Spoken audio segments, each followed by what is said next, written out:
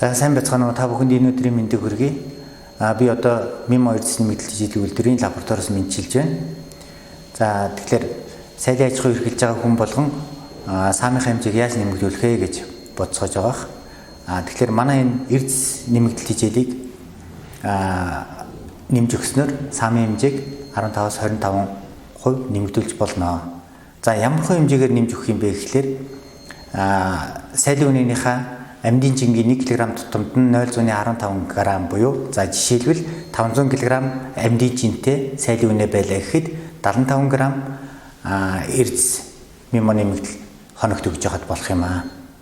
За тэгээд энийг өгснээр яагаад саам нэмэгдэж байгаа юм бэ гэхээр нэгдүгээрт нь кальц фосфорынх нь сүүгээр алдаж байгаа кальц фосфорыг нөхөөд өгч байна.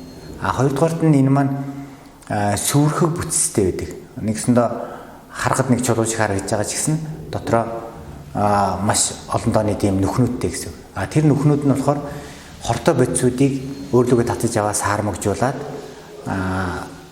хэрэгтэй бодисуудыг тодорхой хэмжээгээр ялгаруулж өгöd идэг. Тэгээд ирэхээр гүзээ болон гидсэнд үүсэх ачааллыг нь байхгүй болгох чинь гэсэн үг. Мөн тэр сүрхэг бүтц нь гүзээний ашигтай бактериудын амьдрах орчин болоод өгдөг. Тухайн бактериуд тэр сүрхэг бүтц дотор нэгсэндээ үүрэн дотор амьдрангаа нөгөө минералуудаа хэрэглээд илүү хурдан үржээд илүү их уурга үйлдвэрлээд нөгөө соёлын үнэндээ залгигдаад жинхэнэ одоодонд нь соёлын үнэний сүүний уурга махных нь уурга болж хувирдаг байх нэ. За баярлалаа.